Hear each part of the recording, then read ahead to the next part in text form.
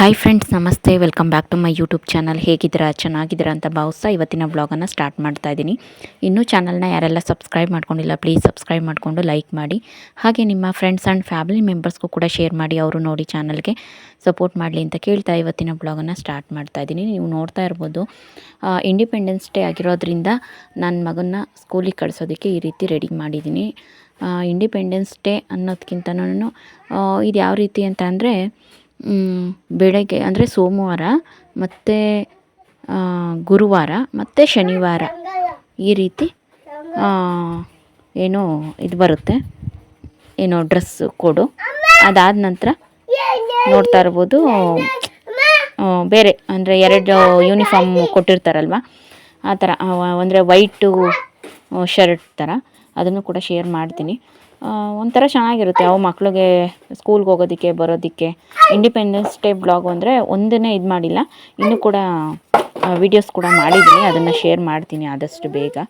ಅದಾದ ನಂತರ ಬೆಳಗ್ಗೆ ಬ್ಲಾಗನ್ನು ಸ್ಟಾರ್ಟ್ ಮಾಡಿದ್ದು, ಅದಾದ ನಂತರ ಸಂಜೆ ಕೆಲಸದಿಂದ ಬಂದಾದಮೇಲೆ ಬ್ಲಾಗನ್ನು ಸ್ಟಾರ್ಟ್ ಮಾಡ್ತಾಯಿದ್ದೀನಿ. ಏನಾದರೂ ಡಿಸ್ಟರ್ಬ್ ಅಂತ ಅನಿಸಿದ್ರೆ ಬೇಜಾರು ಮಾಡ್ಕೊಬೇಡಿ, ಯಾಕಂತ ಅಂದರೆ ನನ್ನ ಮಕ್ಕಳು ಇಲ್ಲೇ, ನಾನು ಹಿಂದೆ ವಾಯ್ಸ್ ಓವರ್ ಕೊಡೋದಕ್ಕೆ ಅಂತ ಬಂದಿದ್ನಲ್ಲ, ಅಲ್ಲೇ ಬಂದು ಅದು ಇದು ಅಂತ ಅಂದ್ಬಿಟ್ಟು ಆಟಾಡೋದು ಅಥವಾ ಈ ತೆಂಗಿನ ಚಿಪ್ಪೆಲ್ಲ ಎತ್ತಾಕೋದು ಈ ರೀತಿ ಎಲ್ಲ ಮಾಡ್ತಾಯಿದ್ದಾರೆ.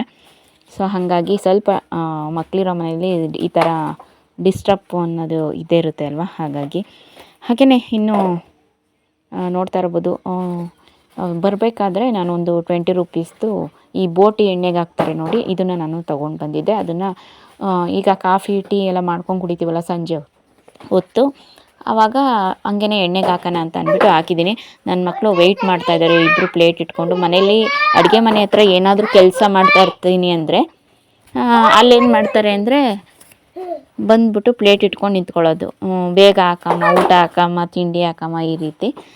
ಅದೊಂಥರ ಮೆಮೊರೇಬಲ್ ಇರಲಿ ಅಂತ ಅಂದ್ಬಿಟ್ಟು ಅದೆಲ್ಲ ವೀಡಿಯೋ ಕ್ಯಾಪ್ಚರ್ ಮಾಡಿ ಇಟ್ಕೊಂಡ್ರೆ ಎಷ್ಟು ಚೆನ್ನಾಗಿರುತ್ತೆ. ನೋಡುವವ್ರಿಗೇನು ಅಯ್ಯೋ ಪಾತ್ರೆ ತೊಳೆಯೋದು ಹಾಕ್ಬೇಕಾ, ಕಸ ಗುಡಿಸೋದು ಹಾಕ್ಬೇಕಾ, ಏನು ನಾವೇನು ಮಾಡ್ದಲೇ ಇರೋ ಕೆಲಸನ ಇವು ಅವು, ಏನು ಮಕ್ಕಳು ಸೀಮೆಗಿಲ್ಲದ ಮಕ್ಕಳ, ಈ ಥರ ಎಲ್ಲ ಕಮೆಂಟ್ಸ್ ಹಾಕ್ತಾರೆ. ನಾನು ತಲೆಯನ್ನೇ ಕೆಡಿಸ್ಕೊಳ್ಳಲ್ಲ. ಯಾಕೆ ಗೊತ್ತಾ ಫ್ರೆಂಡ್ಸ್, ಈ ಥರ ಮೆಮೊರೇಬಲ್ಲು ಅವ್ರಿಗೆ ಸಿಗುತ್ತಾ ಮುಂದಕ್ಕೆ, ಅಥವಾ ಈ ಥರ ವೀಡಿಯೋಸು ಅವರೆಲ್ಲ ಮಾಡಿ ಇಟ್ಕೊಂಡಿರ್ತಾರೆ. ಮುಂದಕ್ಕೆ ಫ್ಯೂಚರಲ್ಲಿ ನನ್ನ ಮಕ್ಕಳು ನೋಡ್ತಾರೆ, ಅವರಿಗೆ ಚೆನ್ನಾಗಿ ಬುದ್ಧಿ ಬೆಲ್ಲ ಬಂದಾದಮೇಲೆ ನಾವು ಈ ಥರ ಇದ್ವಾ ಚಿಕ್ಕ ಮಕ್ಕಳಲ್ಲಿ, ನಮ್ಮಮ್ಮ ಈ ಥರ ಮಾಡ್ತಿದ್ರ, ಈ ಥರ ಎಲ್ಲ ನಾವು ಹೆಂಗಿದ್ವಿ, ಹೆಂಗೆ ಆದ್ವಿ ಅನ್ನೋದೆಲ್ಲನೂ ಕೂಡ ಅವ್ರು ಅಬ್ಸರ್ವ್ ಮಾಡ್ತಾರೆ. ವಿಡಿಯೋ ನೋಡಿ ಚಾನಲ್ ಕ್ಲಿಕ್ ಮಾಡಿದ್ರೆ ಎಲ್ಲ ವೀಡಿಯೋಸು ಕೂಡ ಅದರಲ್ಲಿರುತ್ತೆ. ಮೊನ್ನೆ ಅಂದರೆ ಫಸ್ಟ್ ಇಯರ್ ಬರ್ಡೇ ಆಗಿರ್ಬೋದು, ನಾಮಕರಣಗಳಾಗಿರ್ಬೋದು, ಫಂಕ್ಷನ್ಗಳು, ಅತ್ತೆ ಅಜ್ಜಿ ಇವರೆಲ್ಲನೂ ಕೂಡ ಮುಂಚೆ ಎಲ್ಲ ಹೇಳ್ತಾರಲ್ವ, ನಾವು ಸುಮ್ಮನೆ ಇಮ್ಯಾಜಿನ್ ಮಾಡ್ಕೊತೀವಿ, ಇವ್ರು ಡೈರೆಕ್ಟಾಗಿ ವೀಡಿಯೋನೇ ನೋಡ್ತಾರೆ. ಸೊ ಹಾಗಾಗಿ ಅವರ ತೊದಲು ಮಾತುಗಳು ಯಾವ ರೀತಿ ಇತ್ತು, ಆಮೇಲೆ ಯಾವ ಥರ ಮಾತಾಡಿದ್ರು, ಇದೆಲ್ಲನೂ ಕೂಡ ಕ್ಯಾಪ್ಚರ್ ಮಾಡ್ಕೊಂಡಿರ್ತೀವಿ. ಆವಾಗ ಅವರಿಗೆ ತುಂಬ ಖುಷಿ ಅನಿಸುತ್ತೆ. ಈ ಥರ ಎಲ್ಲನೂ ಫ್ಯೂಚರ್ ಪ್ಲ್ಯಾನ್ ಮಾಡಲ್ಲ. ಇನ್ನು ಕೆಲವರು ಅಯ್ಯೋ ಯಾವ ರೀತಿ ಮಾತಾಡ್ತಾರೆ ಅಂದರೆ ಮಕ್ಕ ಹೊಡೆದಂಗೆ ಹೇಳ್ಬೇಕು ಅಂತ ಅನಿಸುತ್ತೆ. ಈ ಥರ ನಾನು ಹೇಳಿದ್ನಲ್ಲ, ಗೊಚ್ಚೆ ಥರ ಜನಗಳು ಅಂತ, ಆ ರೀತಿ ಜನಗಳ ಮೇಲೆ ನಾವು ಜಾಸ್ತಿ ತಲೆ ಕೆಡಿಸ್ಕೊಳ್ಬಾರ್ದು. ಈ ರೀತಿ ಎಲ್ಲ ಮೆಮೊರೇಬಲ್. ಅದಕ್ಕೆ ನಾನು ಪ್ರತಿಯೊಂದು ವೀಡಿಯೋನೂ ಕ್ಯಾಪ್ಚರ್ ಮಾಡಿ ಹಾಕ್ತೀನಿ. ನನ್ನ ಇಷ್ಟ, ಅದು ನನ್ನ ಲೈಫು, ನನ್ನ ಚಾನಲ್ಲು, ನನ್ನ ಬ್ಲಾಗ್ಸು, ನಾನು ಯಾವ ರೀತಿ ಮಾಡ್ತೀನಿ ಅದ್ರ ಮೇಲೆ ಇರುತ್ತೆ. ಇಷ್ಟ ಆಗೋರಿಗೆ ಇಷ್ಟ ಆಗುತ್ತೆ, ಕೆಲವ್ರಿಗೆ ಇಷ್ಟ ಆಗ್ದಲೇ ಇರೋರಿಗೆ ಅವ್ರಿಗೂ ಕೂಡ ಇಷ್ಟ ಆಗಲೇಬೇಕು ಅಂತ ನಾನೇನು ಫೋರ್ಸ್ ಮಾಡೋದಕ್ಕೆ ಹೋಗಲ್ಲ. ಅವ್ರವ್ರ ಇಷ್ಟ ಅದು, ಸರಿನಾ. ನನ್ನ ಲೈಫು ಈ ರೀತಿ ಇರುತ್ತೆ. ಇಷ್ಟ ಇರೋರು ನೋಡ್ಬೋದು, ಇಲ್ಲಾಂದರೆ ಸ್ಕಿಪ್ ಮಾಡಿ ಮುಂದಕ್ಕೆ ಹೋಗ್ಬೋದು ಅಷ್ಟೇ. ನಾನು ಇಷ್ಟು ಹೇಳೋದಕ್ಕೆ ಇಷ್ಟಪಡ್ತೀನಿ. ಹಾಗೆಯೇ ಇವಾಗ ಸಾಂಬಾರು ಕೂಡ ರೆಡಿ ಮಾಡಿ ಸಾಂಬಾರು ಕೂಡ ಮಾಡ್ತಾಯಿದ್ದೀನಿ. ಒಂದೊಂದು ಸಾಂಬಾರು ಒಂದೊಂದು ರೆಸಿಪಿನ ಒಂದೊಂದು ದಿನ ಶೇರ್ ಮಾಡ್ತೀನಿ.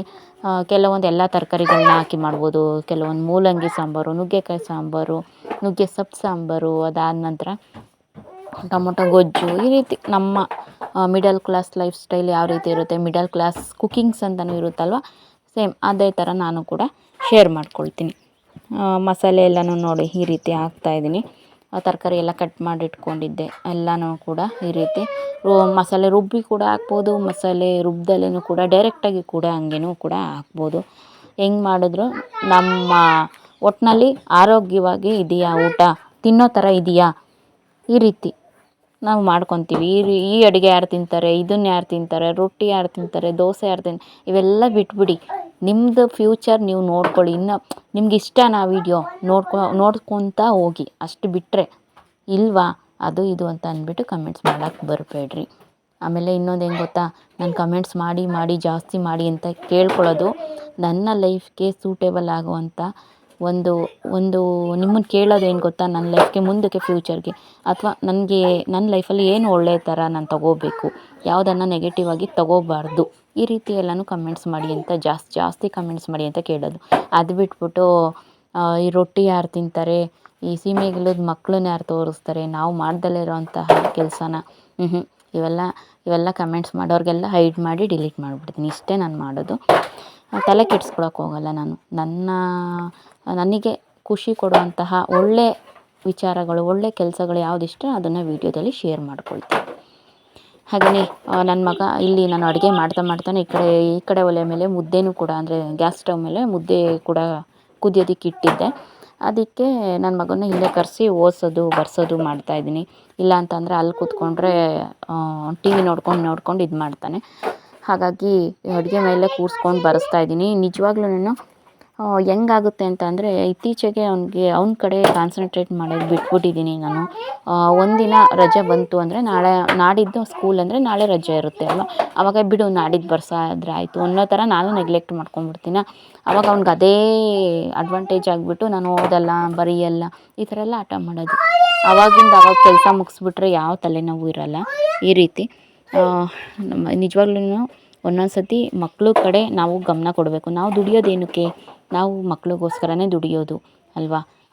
ಅವನ್ನೇ ನಾವು ಚೆನ್ನಾಗಿ ನೋಡ್ಕೊಳ್ಳಿಲ್ಲ, ಚೆನ್ನಾಗಿ ನಿಗಾ ವಹಿಸ್ಲಿಲ್ಲ ಅಂತ ಅಂದರೆ ಇನ್ನೇನಕ್ಕೆ ನಾವು ದುಡ್ದು ಸಂಪಾದನೆ ಮಾಡಬೇಕಲ್ವ, ಮೇಯ್ನು.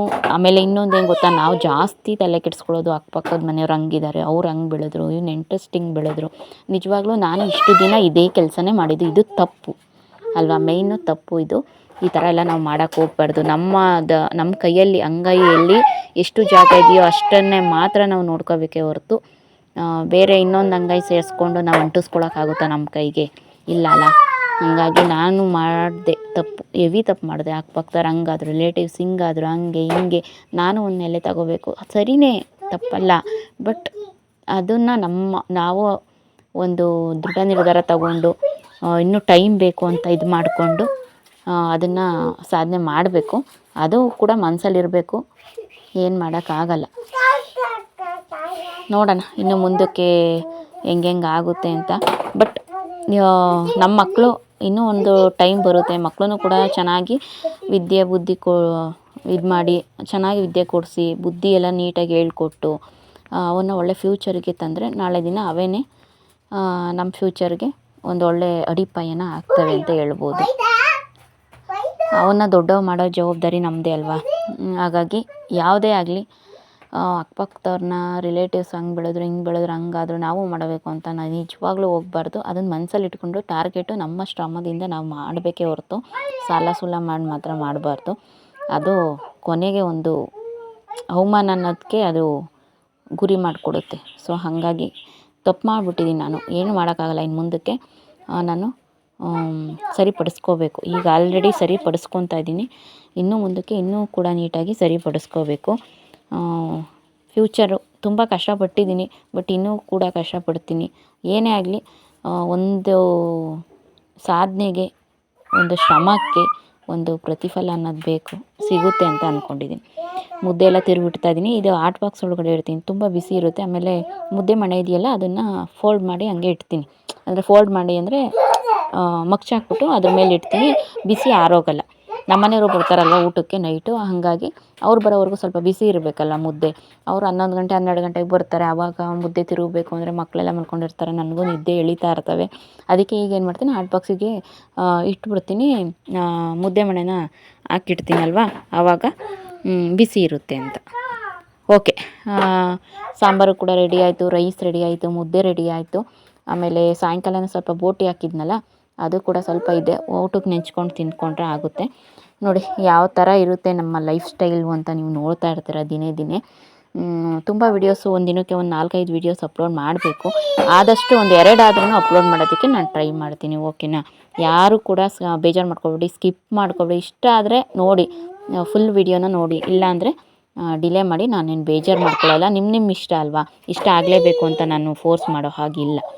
ಓಕೆನಾ. ಸಬ್ಸ್ಕ್ರೈಬ್ ಮಾಡ್ಕೊಂಡಿಲ್ಲ ಅಂದರೆ ಪ್ಲೀಸ್ ಸಬ್ಸ್ಕ್ರೈಬ್ ಮಾಡಿಕೊಂಡು ಲೈಕ್ ಮಾಡಿ, ನಿಮ್ಮ ಫ್ರೆಂಡ್ಸ್ ಆ್ಯಂಡ್ ಫ್ಯಾಮಿಲಿ ಮೆಂಬರ್ಸ್ಗೂ ಕೂಡ ಶೇರ್ ಮಾಡಿ, ಅವರು ನೋಡಿ ಚಾನಲ್ಗೆ ಸಪೋರ್ಟ್ ಮಾಡಲಿ. ಜಾಸ್ತಿ ಕಮೆಂಟ್ಸ್ ಮಾಡಿ. ಓಕೆ, ಒಂದು ಒಳ್ಳೊಳ್ಳೆ ವ್ಲಾಗ್ಸ್ಗಳನ್ನ ಶೇರ್ ಮಾಡೋದಕ್ಕೆ ಇಷ್ಟಪಡ್ತೀನಿ ಮುಂದೆ. ಹಾಗೆಯೇ ಯಾರೂ ಕೂಡ ಡಿಲೇ ಮಾಡಬೇಡ್ರಿ. ನೀವು ಕೂಡ ನಿಮ್ಮ ಫ್ಯೂಚರಲ್ಲಿ ಆದಷ್ಟು ಶ್ರಮ ಪಡ್ತಾಯಿರಿ. ಒಂದು ಒಳ್ಳೆ ಟೈಮ್ ಅನ್ನೋದು ಬಂದೇ ಬರುತ್ತೆ. ಸಣ್ಣ ಯೂಟ್ಯೂಬರು ಅಷ್ಟೇ, ಸಣ್ಣ ಯೂಟ್ಯೂಬರು ಅಂತ ಅಂದ್ಕೋಬೇಡಿ. ಮುಂದೆ ನಮಗೂ ಒಂದು ಫ್ಯೂಚರ್ ಇದೆ ಅಂದ್ಕೊಂಡು ಆದಷ್ಟು ಬ್ಲಾಗ್ಸ್ನ ಮಾಡಿ. ಓಕೆನಾ.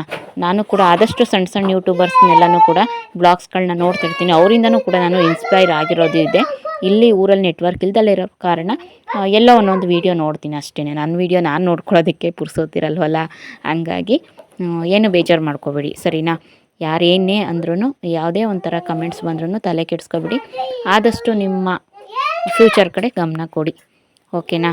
ನನ್ನ ಈ ಮಾತುಗಳು ಯಾರಿಗೂ ಕೂಡ ಬೇಜಾರು ಉಂಟು ಮಾಡಬಾರ್ದು. Thank you for watching. Bye, take care.